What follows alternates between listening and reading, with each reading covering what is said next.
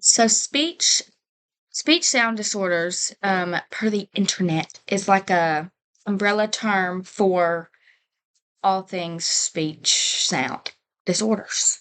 There's a bunch of different kinds, like organic, which is developmental, or acquired, functional, no known cause. Um, and then with organic, there's motor neurological or structural, which is like cleft palate or surgeries that have caused it. And then there's sensory, which is hearing impairments. Um, yeah, it's a very broad term, but it's all of those things, like speech, all things that have to do with speech and sound disorders.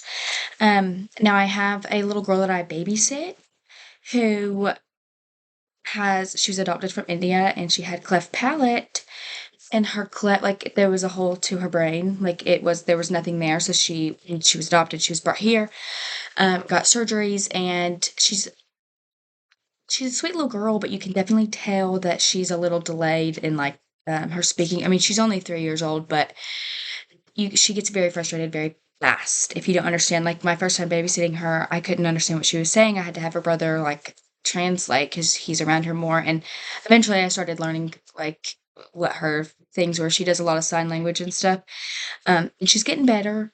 But I feel for her because I could imagine that's very frustrating not being able to say what you want. Um, she's getting better. So positives, getting it fixed if possible, and like being able to get diagnosed and then get the services and things that you need that they need to be successful in school is a huge positive. There's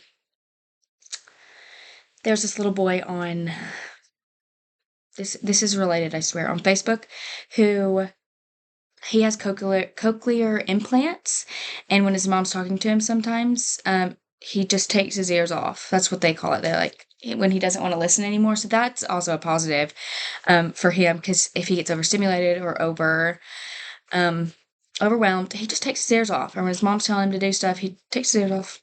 Boop. Um, the negatives obviously would be like trouble with learning and frustrations in academics. Um, trouble at school, like the appearing inattentive because they can't hear, things like that. Is that everything?